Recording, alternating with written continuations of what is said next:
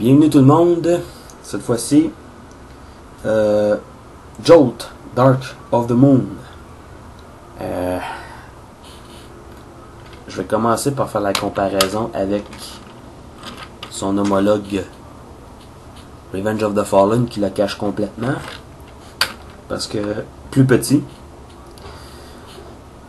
Grosse différence au niveau de la voiture, c'est que là vous voyez sur le toit et sur le capot une espèce de texture alvéolée qui peut évoquer des panneaux solaires, étant donné que c'est une voiture électrique. Ce que Jolt ici n'avait pas. Les vitres de l'édition Revenge of the Fallen sont bleues transparentes, tandis que là c'est une espèce de gris fumé transparent. La carrosserie est pratiquement la même, c'est le même modèle, c'est une Chevrolet Volt. Ici on a Volt décrit dessus, ici on n'a rien. Pour ce qui est du reste, c'est la même chose. Une différence au niveau de la grille ici et là. Mais en dehors de ça, c'est la même voiture. Les enjoliveurs ou les mag wheels ont changé un petit peu. Mais bon. Tout de suite en partant, j'ai été déçu de ce jouet-là. Première des choses, une première déception, c'est les ports McTech qui sont très apparents, ça jure, sont une espèce de bleu cassé. On aurait pu les mouler en noir parce que le reste des pièces sont cachées à la vue autant en mode robot qu'en mode voiture. Donc ça c'est le premier défaut. Quand même ça marche bien, les ports McTech marchent très bien. Vous voyez, les ressorts sont très bons, mais la différence de couleur fait que ça dérange un peu. Autre chose que j'aime moins, c'est la couleur en général de la voiture. J'aurais préféré qu'on la mette complètement noire ou complètement rouge ou complètement bleu. C'est pas que ça ici ça me déplaise. Le noir ne me déplaît pas. Et même les motifs style high-tech sur les côtés, ça j'aime bien ça. Mais cette couleur-ci pour la carrosserie, j'aime moins. J'aime beaucoup moins. On a quand même pensé à peindre le signe Chevrolet. Les lumières ici et là. Et mettre du noir ici.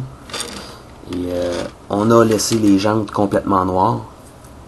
Alors qu'on aurait pu se forcer pour les peindre.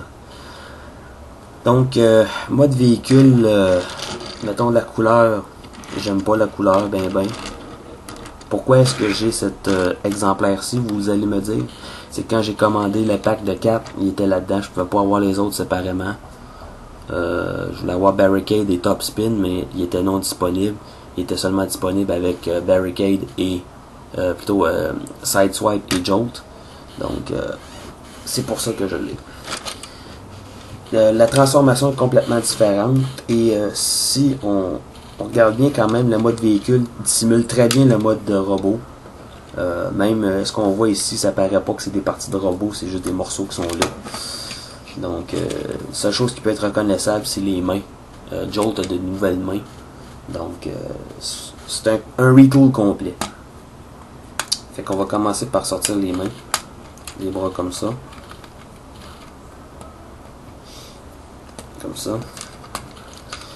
Et en mode robot, ces parties-là vont reposer là-dessus tout simplement. Il n'y a rien pour les clipper.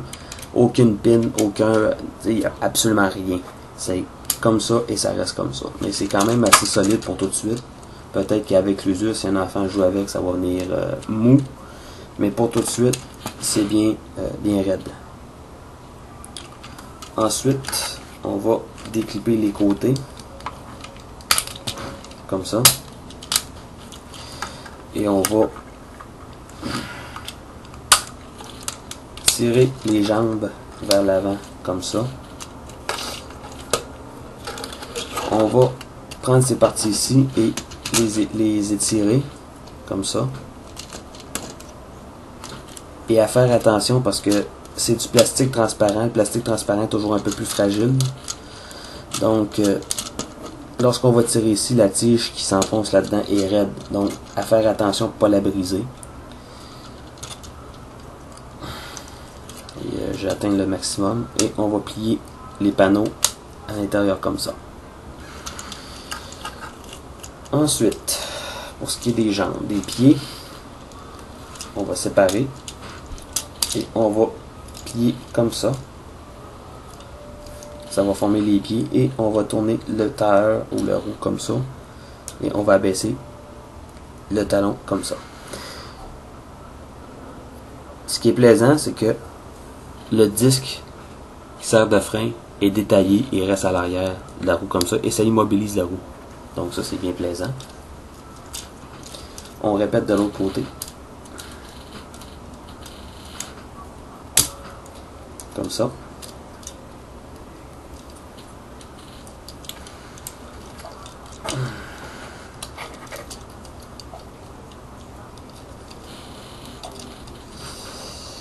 Petite difficulté technique. Et voilà. Ensuite, on va prendre ces parties ici, les sortir et les tourner comme ça. On répète de l'autre côté. On va les laisser comme ça pour tout de suite. On va ensuite positionner cette partie ici comme ça. Et on a une pin ici au bout de mon doigt qui va aller s'enfoncer dans le trou qui est ici au bout de mon doigt. Ça va le tenir en place. Et on met ces parties ici à angle. Comme ça, en prenant soin de quand même pas trop cacher l'insigne Autobo. Et on va appuyer ici pour enfoncer cette pièce là et on va tourner la tête comme ça. Et ces parties ici, on peut les abaisser comme ça. Et tout ce qui reste ensuite, c'est mettre les bras dans un bon positionnement. Et on a ces espèces de petits clips ici qu'on doit sortir. C'est pas obligatoire, ça ajoute rien au robot. Mais bon, ils sont là. Ça fait partie de la transformation. Et voilà.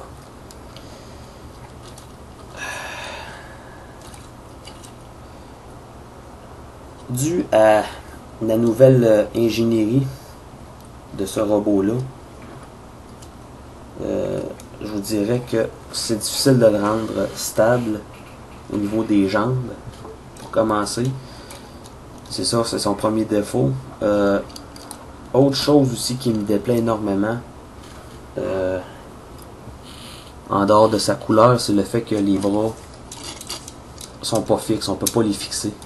On aurait pu penser à faire une pin ou quelque chose, une espèce de petit loquet, quelque chose. Et ce que j'aime moins aussi, encore une fois, c'est ça. Ces panneaux-là sont fixes, on peut absolument pas rien faire pour les dissimuler. Ça reste comme ça. Donc, on peut pas faire quoi que ce soit avec ça. Heureusement que les vitres, elles, on peut les baisser vers le bas. Mais là, ça donne une espèce de feeling kickback des Insecticons. Sa tête. On a fait du light piping, mais c'est complètement superflu parce que ses yeux sont peints.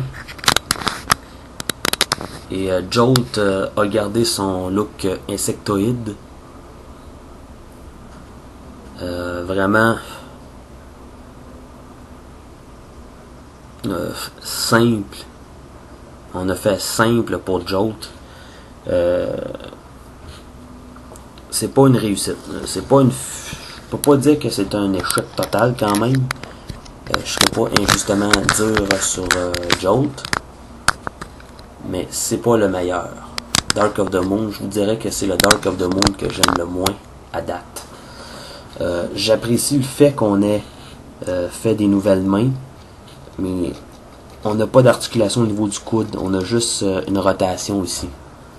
La tête est très limitée, on va seulement de gauche à droite, et si les pieds sont pas placés comme il faut, le robot a tendance à pencher vers l'arrière. Bon. On n'a pas d'articulation au niveau de la taille. Les jambes sont articulées comme les autres. Hein? Ça va derrière vers l'avant et vers les côtés. Mais c'est restreint un peu à cause de la forme du plastique. On a une articulation ici qui permet de tourner la jambe et le genou. Et bon, les bras sont sur ball joint. Donc vraiment là, c'est pas une réussite. Si vous êtes vraiment un fan fini de Jolt, allez-y, achetez-le. Mais ceux qui sont pas un fan de Jolt, vous n'êtes pas obligé de l'acheter, vous ne manquerez pas grand chose. Port McTech, il y en a un derrière chaque main et il y en a un dans le dos. Et le McTech, quand on le tient comme ça, on a l'espèce de morceau de plastique ici, on tire et ça rallonge le fusil. Donc c'est ça. Dark of the Moon Jolt. Est-ce que je vous le recommande? Seulement si vous êtes un fan de Jolt, prenez-le, mais si vous n'êtes pas un fan, oubliez-le. Personnellement, le mode robot est quand même potable. C'est un beau design.